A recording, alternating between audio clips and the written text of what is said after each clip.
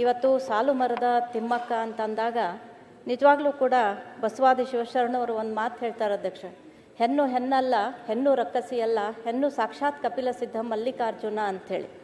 ಹಾಗಾಗಿ ನಮ್ಮ ನಾಡಿನ ಇತಿಹಾಸ ಇರ್ಬೋದು, ನಮ್ಮ ಜಗತ್ತಿನ ಇತಿಹಾಸ ಇರ್ಬೋದು, ನಮ್ಮ ದೇಶದ ಇತಿಹಾಸ ಇರ್ಬೋದು, ಯಾವಾಗ ಕಷ್ಟ ಕಾರ್ಪಣ್ಯಗಳು ಬರ್ತವೆ, ಪ್ರತಿಯೊಂದು ಕ್ಷೇತ್ರದಲ್ಲಿಯೂ ಕೂಡ ಹೆಣ್ಣು ಮಕ್ಕಳ ಕೊಡುಗೆ ನಮ್ಮ ನಾಡಿಗೆ, ನಮ್ಮ ದೇಶಕ್ಕೆ ಅಪಾರವಾಗಿ ಇದೆ ಅಂಥೇಳಿ ಇದೆ ಅನ್ನೋದು ನಮಗೆಲ್ರಿಗೂ ಗೊತ್ತಿರುವಂಥ ವಿಷಯ ಅಧ್ಯಕ್ಷ.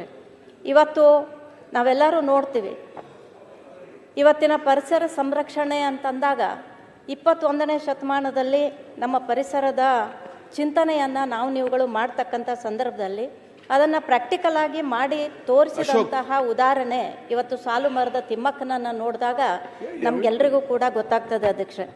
ಇತ್ತೀಚಿನ ದಿನಗಳಲ್ಲಿ ಎಲ್ಲೆಡೆಯಲ್ಲಿ ಪರಿಸರದ ಸಂರಕ್ಷಣೆಯ ಕೂಗು ಕೇಳ್ತಾ ಇದ್ದೀವಿ. ಮನುಷ್ಯ ಬದುಕಬೇಕು ಅಂತಂದಾಗ ನೀರು, ಗಾಳಿ ಮತ್ತು ಆಹಾರ ಇವು ಮೂರು ಕೂಡ ಬಹಳಷ್ಟು ಮುಖ್ಯ ಅನ್ನೋದನ್ನು ನಾವೆಲ್ಲರೂ ಕೂಡ ಅರ್ತಿದ್ದೀವಿ. ಆದರೆ ಇವತ್ತು ಸಸ್ಯಗಳು, ಮರಗಳು ನಮ್ಮ ಮನುಷ್ಯನ ಜೀವನಾಡಿ ಅಂತ ಗೊತ್ತಿದ್ರೂ ಸಹಿತ ಈ ಅಭಿವೃದ್ಧಿ ಹೆಸರಿನಲ್ಲಿ ಪರಿಸರದ ಮೇಲೆ ಆಗ್ತಕ್ಕಂಥ ಹಾನಿಯನ್ನು ನೋಡಿದಾಗ ನಿಜಕ್ಕೂ ಕೂಡ ಮುಂದೆ ಬಹಳಷ್ಟು ಚಿಂತೆ ಮಾಡ್ತಕ್ಕಂಥ ದಿನಮಾನಗಳು ಬರ್ಬೋದು ಅಂತಕ್ಕಂಥದ್ದು ನಾವೆಲ್ಲರೂ ಚರ್ಚೆ ಮಾಡ್ತಾ ಇರ್ತೀವಿ ಅಧ್ಯಕ್ಷೆ. ಆದರೆ ಇವತ್ತು ಪರಿಸರದ ರಕ್ಷಣೆಯ ಬಗ್ಗೆ ನೀವುಗಳು ಈ ರಕ್ಷಣೆಯ ಬಗ್ಗೆ ಚಿಂತನೆ ಮಾಡ್ತಿರ್ಬೇಕಾದ್ರೆ ಸಾಲು ಮರದ ತಿಮ್ಮಕ್ಕನ ಉದಾಹರಣೆ ನೋಡಿದಾಗ ನಮಗೆ ಭಾಳಷ್ಟು ಹೆಮ್ಮೆ ಆಗ್ತದೆ ಅಧ್ಯಕ್ಷ. ಯಾಕಂದರೆ ಈ ಒಂದು ತಾಯಿ ವೃಕ್ಷ ಮಾತೆ, ಮರಗಳ ಮಹಾತಾಯಿ ಅಂಥೇಳಿ ನಾವು ಇವತ್ತು ಸಾಲು ಮರದ ತಿಮ್ಮಕ್ಕನನ್ನು ನೋಡ್ತಾ ಇದ್ದೀವಿ.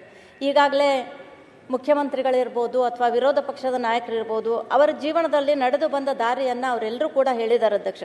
ಬಡತನ ಕುಟುಂಬದಲ್ಲಿ ಹುಟ್ಟಿದಂಥ ಸಾಲು ಮರದ ತಿಮ್ಮಕ್ಕ ಅವರ ತಂದೆ ಜೀತದಾಳಾಗಿ ದುಡಿತಕ್ಕಂಥ ಸಂದರ್ಭದಲ್ಲಿ ಅವ್ರ ಜೊತೆಯಲ್ಲಿ ಅವರು ಕೂಡ ಹೊಲಗದ್ದೆಗಳಲ್ಲಿ ಕೆಲಸ ಮಾಡಿ ಶಾಲೆಯ ಕಟ್ಟೆಯನ್ನೇ ಹತ್ತದೇ ಇರತಕ್ಕಂಥ ಈ ಸಾಲು ಮರದ ತಿಮ್ಮಕ್ಕನವರು ಮದುವೆ ಆದರೂ ಕೂಡ ಬಡತನದ ಒಂದು ಪರಿಸ್ಥಿತಿಯಲ್ಲೇ ಇದ್ದಾಗ ಅನೇಕ ವರ್ಷಗಳು ಮದುವೆ ಆಗಿ ಕಳೆದರೂ ಕೂಡ ಮಕ್ಕಳಿಲ್ಲ ಅನ್ನೋತಕ್ಕಂಥ ಒಂದು ಕೊರತೆ ಆ ಇಬ್ಬರು ದಂಪತಿಗಳಿಗಿದ್ದಾಗ ಅವರ ಪತಿರಾಯರು ಕೂಡ ಅವ್ರಿಗೆ ಹೇಳ್ತಾರೆ, ಮಕ್ಕಳಿಲ್ಲ ಅಂತಂದರೆ ಏನಾಯಿತು, ನಾವು ಮರಗಳನ್ನು ಬೆಳೆಸೋಣ ಅಂತಕ್ಕಂಥ ಒಂದು ಇಚ್ಛಾಶಕ್ತಿಯನ್ನು ವ್ಯಕ್ತಪಡಿಸಿ ಅವರು 16ನೇ ವರ್ಷನಲ್ಲೇ ಮದುವೆ ಆದಮೇಲೆ ತನ್ನ ಪತಿಯನ್ನು ಒಳಗೊಂಡು ಈಗಾಗಲೇ ಎಲ್ಲರೂ ಹೇಳಿದ ರೀತಿಯಲ್ಲಿ ಅನೇಕ ಮರಗಳನ್ನು ಸಾವಿರಾರು, 1, 10, 100, 500 ಅಂತ ಈಗ ಸಾವಿರಾರು ಮರಗಳ ಒಂದು ತಾಯಿ ತಂದೆಯಾಗಿ ಅವರಿಬ್ಬರನ್ನು ಕೂಡ ನಾವು ನೋಡ್ತಾ ಇದ್ದೀವಿ ಅಧ್ಯಕ್ಷೆ. ಹಾಗಾಗಿ ಇವತ್ತಿನ ದಿವಸ ನಾವು